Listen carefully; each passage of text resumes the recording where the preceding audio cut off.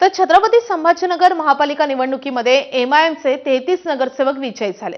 मात्र या 33 पैकी 16 नगरसेवकांच्या विरोधात तक्रार दाखल झाली आहे। तर 3 नगरसेवकांना 2 पेक्षा जास्त अपत्य आहेत। काहींनी शपथपत्रात चुकीची माहिती दिल्याचा आरोप आहे, तर काहींच्या विरोधात अतिक्रमण केल्याच्या तक्रारी आहेत आणि त्यामुळे चौकशी करून नगरसेवक पद रद्द करण्यासाठी पालिकेकडे अर्ज दाखल झालेले आहेत। या संदर्भात इम्तियाज जलील यांनी नेमकी काय प्रतिक्रिया दिली आहे आपण पाहूयात।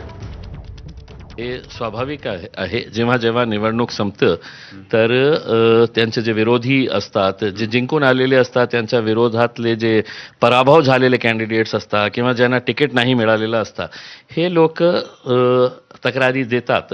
आता एक नियम आहे, या नियमाप्रमाणे काहीतरी चूक केली असेल तर इलेक्शन कमिशन किंवा महानगरपालिकेची जबाबदारी आहे त्याची इन्क्वायरी करा। तर या संदर्भात पालिकेचे आयुक्त जी श्रीकांत यांनी काय प्रतिक्रिया दिली आहे ते देखील पाहूयात।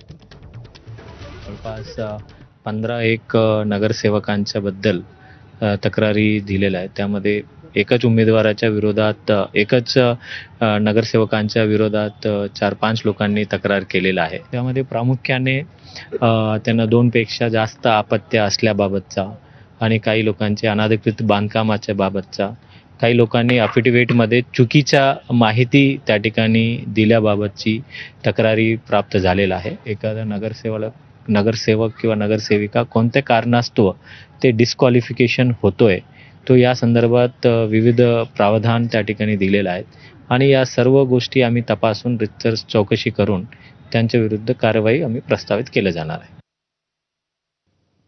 आता बातमी भिवंडीमधून। भिवंडी महापालिकेमध्ये तिन्ही पक्षाकडून सत्ता स्थापन करण्याचा प्रयत्न